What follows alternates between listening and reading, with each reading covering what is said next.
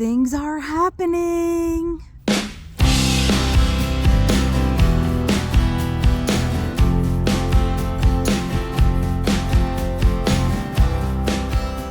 Hi you guys, this is Nicole from My Carolina Garden. I garden in zone 8A/B in southeastern North Carolina, and things are happening. I have two examples right behind me to show you. One is right here. I have the grape hyacinth muscari. I have little purple flowers in clumps in various places in my yard. I love it. Another thing that's happening, I have daylilies that are sprouting through the earth right here. These little signs of new life, these little signs of spring emerging, these new signs of things waking up in the garden has me so excited, and I just want to show you all of the things so we can all be excited. It is coming. My hydrangea over here might not look like much now, but upon closer inspection, you are going to see that it is starting to bud up.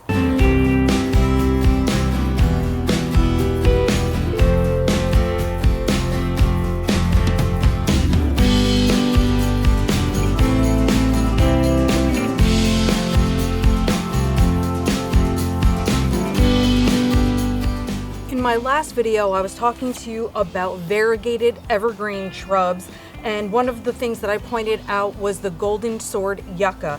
The golden sword yucca is yellow and green all year through, but in the winter months is when it adds its red in there as well. So this was like one of the only features I had in my yard. My winter garden was looking pretty drab except for evergreens like this.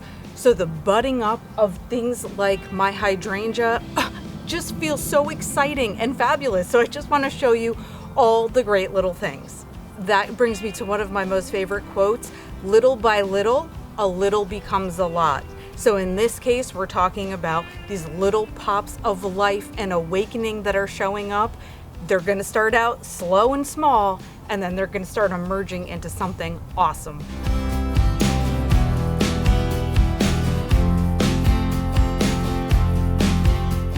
Over here in the greenhouse is where I have some seeds started, and another really cool thing is happening over here. Sure, seeds are always going to sprout, and they're going to sprout early, but let's see. We are about 1 week since we put some zinnia seeds in here. This was just something fun for me and my daughter to do, and we already have 2 sprouts in this one right here. Can you even see them? Bink, bink. So that's zinnias. Maybe they're just popping out super early to get us excited. No, because I have 2 basil sprouts in here. They are teeny tiny, but 2 basil sprouts in this one.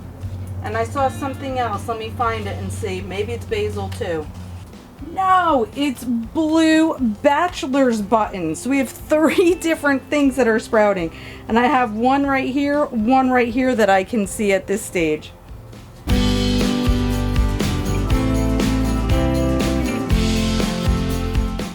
Today's a little bit of a warm day, I have to admit. It is February, but we're going to hit 64 degrees today. And while it's still morning now and probably only in the 50s, it's actually quite warm in the greenhouse. One of the things I wanted to say, I have pointed this out before, greenhouse life has been really good to me this year, but I learned a hard lesson last year, and that was that a lot of my plants were gonna get bugs.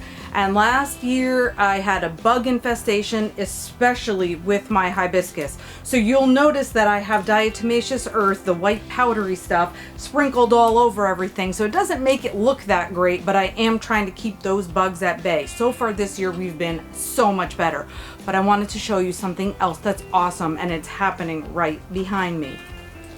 One of the main reasons for me starting a greenhouse was not really for seed planting originally. It was mainly to save the lives of my tropical plants, my plant investment throughout the year. I wanted somewhere to safely overwinter these things, and then if I was going to propagate anything, I was also using this as a safe space for that.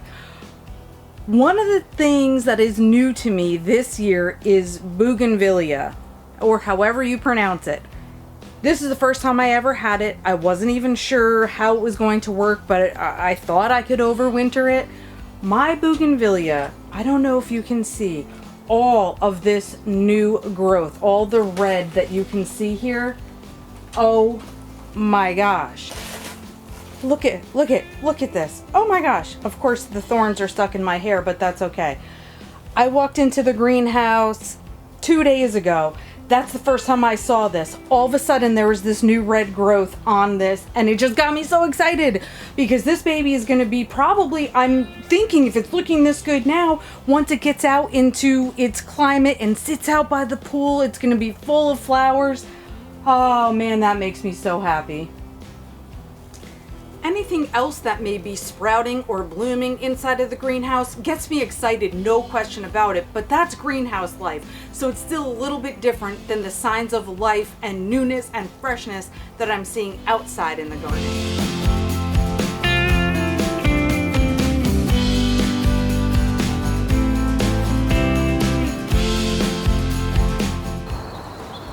So as we exit the greenhouse, I just want to show you some other little things that are popping up that are fun. And the first spot is over here. Can you see my cutie little irises right here? And then don't mind that dollar weed because that is a problem for me. But I have another mound of daylilies right here. So beside my Nandina, which is that, and all of this Shasta Daisy right here, as we come this direction, my phlox never really stopped blooming since last year when it started. So it doesn't look as great as it does freshly in the spring, but I cannot complain about that. I have the phlox there as well as there. But one of the things that's budding up right now that I wanted to point out is this. This is green euonymus, which is different than the golden euonymus that looks very bushy that I showed in my evergreen video. This one has smaller leaves and it has more of a grippy, the grippy feet, so it can climb on things. So this one is currently like going up my rock, which I love, but you can see the little buds that are on it right now. So that's the part that was super exciting over here. And then I have more of that. One of the other exciting things that is happening is really more for me than it is for you, but it is still cool to show. Coming from my little rock garden as we go this way, we are building a new fence. The reason why that is exciting is because it is actually giving me shade.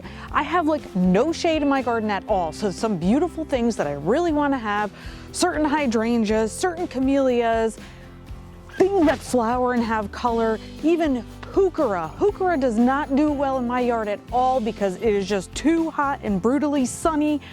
And so I needed some shadier spots for things anyway, and it just so happened, and I'll show you a little bit, not a lot because this is a little messy back there. What we're trying to do is create a storage area for things like the lawnmower. We have a landscape trailer, the garbage cans, things like that, that can be hidden in a little fenced in area, and boom. Between my house and the fence, the afternoon sun is not going to be touching this corner back here. So we have to finish building it. I'm going to be staining it, and then I am ready to start planting some new things over in that space. So it's very exciting for me.